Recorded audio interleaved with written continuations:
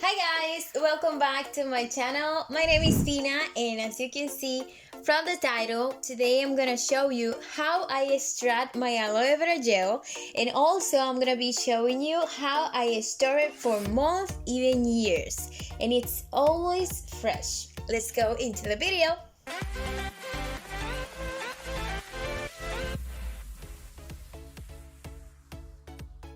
I'm gonna be using an entire aloe vera leaf, and the first thing we need to do is to extract the aloe from the leaf.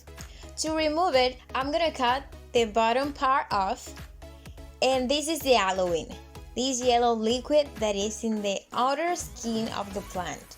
This liquid causes itching, burning, and irritation to the skin and the scalp, so we need to get rid of it. You can remove the aloe by washing your aloe vera leaf or leaving it in a container with water and let it this way so it can drain the aloe off for a few hours. After a few hours, look how the color of the water changed. Now my aloe vera is ready and safe. So I'm gonna go ahead and take a pointed knife and I'm gonna cut the sides to make the manipulation easier. Now I'm gonna cut it in pieces like this.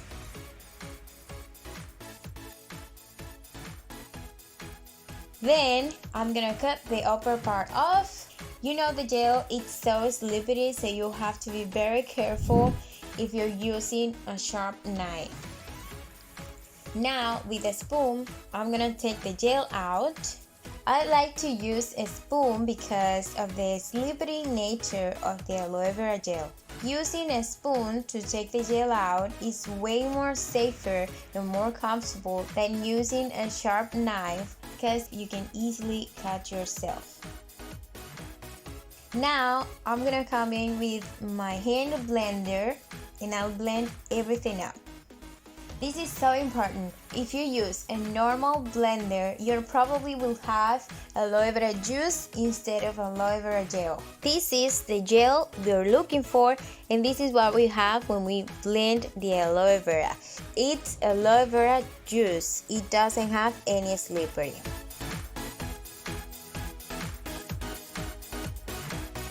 Now we need a cheesecloth or screener or a wee cap to screen the gel and get rid of the white flecks, because I'm gonna be using my aloe vera gel more often for my hair. Right now I'm using aloe vera gel in my hair every single day for 30 days to see how good is aloe vera to grow my hair long and faster, and I'm about 5 days to finish that experiment, so make sure you subscribe and turn on your post notifications so you don't miss the before and after results. Okay, this is what we have here. Our gel is ready. Now let's start it. I'm gonna take my ice cube mold and pour the gel inside. Then I'm gonna put it in the freezer to freeze it up.